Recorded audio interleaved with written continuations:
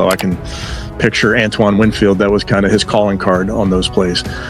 So you would be maybe more aware to protect yourself. So, yeah, disappointed in the result of that play, of course.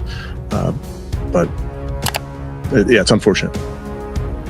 How close that you guys have said he is, and as he's progressing, is that play into not starting him on IR for the season? Say it one more time, Cam.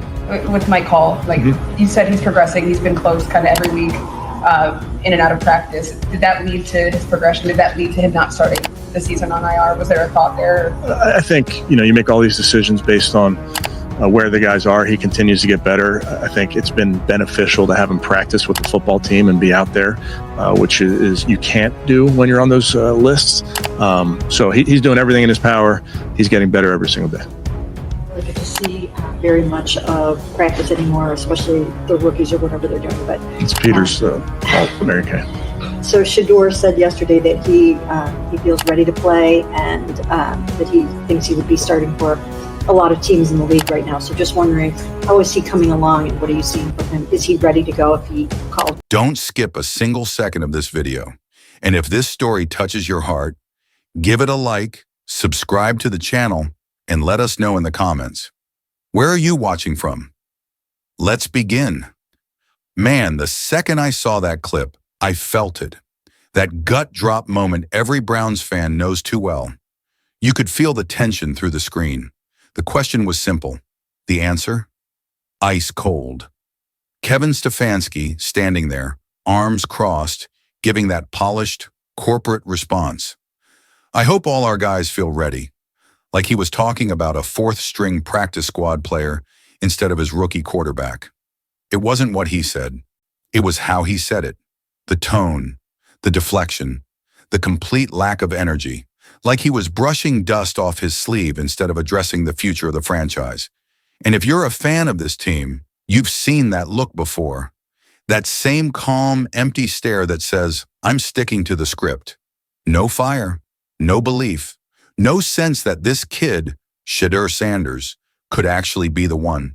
And that's what makes this moment hit harder than people realize. Because this wasn't just a press conference. This was a snapshot of a franchise that still doesn't get it. Think about it. Your rookie quarterback, a first-rounder, steps up and says he's ready. Not cocky, not arrogant, just confident. That's the mentality every great one has before they become great. And instead of backing that up, instead of saying that's exactly what we want to hear from our guy, Stefanski shrinks the moment. He takes that spark and smothers it with coach speak. All our guys are working hard. That's not leadership. That's autopilot. You could feel the oxygen leave the room. Reporters looking around like, that's it. Fans online replaying the clip in disbelief. Because here's the truth. Cleveland's been desperate for a voice, someone to believe in, someone to rally around. And the one time their rookie shows heart, their head coach treats it like a PR inconvenience. It's not just disappointing, it's symbolic. This is the Browns' curse in real time. Talented players walk in, confident, ready to change the story. But somewhere between the podium and the playbook, that spark gets lost. And you can trace it right back to moments like this. Moments where leadership refuses to let belief breathe. The great teams, they feed off this energy. Think back. Jalen Hurts tells the world he's built for it, and Nick Sirianni doubles down. Brock Purdy steps in fearless, and Shanahan hands him the keys. Great coaches recognize that kind of fire. They don't flinch from it, they amplify it. But in Cleveland, it's always hesitation, always the cautious tone. And for a fan base that's lived through 20 quarterbacks, endless resets, and next year promises, this one stung different.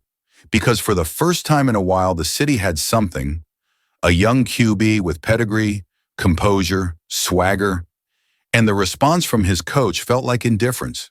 And that's the real heartbreak here. It's not about one quote or one presser. It's about what it represents. A franchise still caught between the fear of failure and the courage to believe. Stefanski's words didn't just miss the mark. They exposed it. Because when your coach can't even show conviction in public, what message does that send to the locker room? You think players don't notice?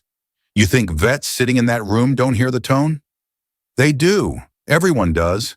And when your leader sounds unsure, the whole building starts to feel it. That's how culture cracks. That's how confidence fades. So yeah, this press conference shook Cleveland. Not because Stefanski said something outrageous, but because he said nothing at all. And in a city starving for belief, silence might be the loudest red flag of them all. Pause beat, reflective tone. Because maybe this isn't just about Shedeur's readiness. Maybe it's about whether Cleveland, from the front office to the sidelines, is ready for him. Here's the truth, man. This isn't just about a quarterback controversy. This is a power struggle, a quiet, messy tug of war inside the walls of Berea. On one side, you've got Jimmy Haslam, the owner who's seen this team fall short more times than he can count, finally thinking he's found the guy. A young quarterback with presence, pedigree, and poise. On the other side, Kevin Stefanski, the coach who's built his entire identity around control, structure, playing it safe, and right now that control is slipping. Because when Shedeur Sanders walked through those doors, the energy changed. You could feel it. This wasn't just another rookie. This was a first-rounder with the calm of a 10-year vet, a kid who carries himself like he's already been here before. You can't fake that. You can't coach that. And it terrifies coaches who like things predictable. See, Haslam looks at Shedeur and sees the future. Marketable, composed, electric. The kind of face that could finally make Cleveland matter again in a league built around quarterbacks. Stefanski looks at him and sees disruption. A spotlight he can't control. And so we're watching two visions collide. One chasing hope, the other clinging to comfort. And comfort right now wears number 15. Joe Flacco, the veteran, the steady hand, the guy who's been around long enough to make coaches feel safe. And look, there's respect for that. Flacco's done his job. But every snap he takes now is borrowed time. Every rep that could have gone to Shedeur is a reminder of the same pattern that's haunted this franchise for decades. Fear of the unknown. How many times have we seen this? A promising young QB sitting behind a veteran placeholder while the season slips away. How many times do Browns fans have to watch their future rot on the bench while the past gets another snap? It's the same loop over and over. Great potential, bad timing, fresh energy, stifled by caution. But here's what Stefanski doesn't seem to get. Shedeur isn't just confident, he's built for this. This is a kid who grew up under the spotlight, trained by one of the most competitive minds in football. His interviews show it. His body language shows it. I'm ready to start for a lot of teams, he said. And instead of that being a rallying cry, instead of the coach saying, yeah, that's our guy, it became another press conference to downplay. That's what stings. Because in today's NFL, confidence is currency. The great ones all had it. Mahomes, Burrow, Hurts. They didn't wait to be anointed. They spoke it into existence. And when your young quarterback stands up and says he's ready, you want your coach to match that energy, to echo it, to show the locker room, we believe in this kid. But in Cleveland, they turn belief into a problem. And that's where the cracks start showing. Because when your owner believes in the future and your coach keeps anchoring to the past, something's got to give. Haslam didn't draft Shedeur by accident. This wasn't a random pick off a board. He wanted him. He fought for him. And that means Stefanski's decisions are now being watched closely. Every quote, every snap, every choice to keep the kid sidelined. So when you step back, this isn't just another team figuring out a depth chart. It's a franchise wrestling with its own identity. Do they trust their future or cling to what's familiar? Do they build around boldness or hide behind caution? Because one thing's clear, Haslam's patience has limits. And if Stefanski keeps choosing control over confidence, he might find out real quick that his job isn't tied to Joe Flacco's veteran presence. It's tied to Shedeur Sanders' rise, and on slow, ominous beat. And right now, the future's knocking louder than ever. You ever notice how some coaches talk like they're managing a Fortune 500 company instead of leading a football team? That's Stefanski right now. Every answer he gives feels like it's been scrubbed by a PR team. Every decision sounds like it's made out of fear. Fear of making the wrong move, fear of losing control, fear of letting go. But here's the thing. In today's NFL, playing scared doesn't build contenders. It buries them. Look around the league. The teams thriving right now are the ones that trust their young quarterbacks early. Houston didn't hesitate with C.J. Stroud. They threw him in, let him take his lumps, and he repaid them by looking like a 10-year vet. San Francisco didn't waste time second-guessing Brock Purdy. They recognized a gamer and handed him the keys. And Philly? They doubled down on Jalen Hurts when critics said he couldn't throw. Now he's a franchise cornerstone. You see the pattern? Belief breeds greatness. Hesitation kills it. That's the difference between vision and fear. Great coaches see potential and lean into it. Stefanski sees it and tightens up. He hides behind lines like, every situation's different. That's not leadership. That's avoidance. That's a man afraid to commit to a decision. And when your coach is hesitant, everyone feels it. The locker room senses the doubt. The vets start questioning the plan. The fans hear it in every press conference. And eventually, even the owner starts to lose faith. You can't build a winning culture on eggshells. Players feed off conviction. They need a leader who believes, even when things aren't perfect, especially when things aren't perfect. And that's what makes this so frustrating to watch. Sure, because while Stefanski tiptoes through decisions, Shedeur's standing tall in the storm. The kid hasn't flinched once. No outbursts, no finger pointing, no woe is me energy, just quiet confidence and work ethic. That's leadership. That's rare. And it's not arrogance either. That's what people get wrong. Shedeur's confidence comes with humility. He's not demanding spotlight. He's earning it. Every practice rep, every film session, every media moment. He's showing maturity beyond his years. You don't teach that. You recognize it. You nurture it. You build around it. And that's why fans are rallying behind him. They see the difference. They see a young man ready to carry this franchise into the future, while the head coach clings to an outdated formula that's already failed a dozen times in Cleveland. You can feel the frustration building, because this city knows talent when it sees it. They've been starved of it long enough, and now that they finally have it, the one thing standing in the way isn't another team. It's their own coach's caution. Here's the harsh truth. Fear doesn't win in this league. It doesn't inspire players. It doesn't scare opponents, and it sure doesn't protect your job. Stefanski thinks he's playing it safe by holding Shedeur back. In reality, he's gambling everything. His credibility, his locker room, his future. Because if you can't recognize leadership when it's staring you in the face, maybe it's not the rookie who isn't ready. Maybe it's the coach. Pause, beat, reflective shift. And if that's the case, then Cleveland's got a bigger problem than just a quarterback controversy. They've got a culture problem. Every once in a while, you see a player who carries himself like he's already lived this moment 100 times before. Calm in the pocket, sharp in interviews, unshaken when the world starts spinning around him. That's Shedeur Sanders right now. In a season full of noise, drama, and deflection, he's the only one in Cleveland acting like a grown-up. Every throw he makes, deliberate. Every rep in practice, precise. Every sideline shot, focused. This kid isn't waiting for validation. He's earning respect the right way. No tantrums, no cryptic posts, no finger-pointing. Just quiet work, quiet belief. And in a league that loves headlines more than habits, that's what separates the special ones. You can feel it when you watch him. The mechanics are clean. The timing's sharp. His footwork under pressure looks like he's been studying film of guys like Burrow and Mahomes, not just watching them, studying them. When the lights hit, he doesn't blink. That's rare. And that's what makes this so frustrating for fans, because we see it. We see the progress. We see the poise. The only one who doesn't seem to is the guy wearing the headset.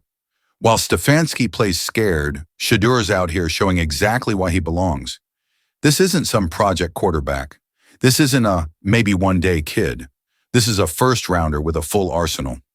Arm strength, anticipation, leadership. The type of quarterback modern NFL teams are built around. And yet here he is, trapped in a system that refuses to evolve. But the rest of the league? Oh, they're watching. Don't think for a second that scouts and execs aren't noticing what Cleveland's wasting. You think teams like the Raiders or Giants wouldn't jump at a quarterback with this much composure? You think a franchise like the Vikings, searching for their future, wouldn't love a shot at a kid who's already built like a pro? The league moves fast. Talent doesn't stay hidden. If Cleveland won't unleash him, someone else will. And that's what makes this story bigger than football. Because Shedeur's not just proving he can handle pressure, he's showing what real leadership looks like. No ego, no entitlement, just presence. That's why fans are rallying behind him, because he represents what Cleveland could be. Young, hungry, fearless. For a city that's been through heartbreak after heartbreak, this kid feels like hope. Real, tangible hope. And that's the part Stefanski and the front office seem to be missing. This isn't just about a quarterback battle. It's about identity, about what kind of team Cleveland wants to be. You can either be the franchise that keeps playing it safe or the one that finally bets on belief. Because Shedeur's not waiting for a handout. He's building his moment brick by brick, throw by throw. Pause beat. The rise has already started, even if Cleveland hasn't realized it yet. And if they don't open their eyes soon, they're not just going to lose games. They're going to lose the one player who could have rewritten their story. At some point, playing it safe stops being smart and starts being self-sabotage. That's where Kevin Stefanski is right now.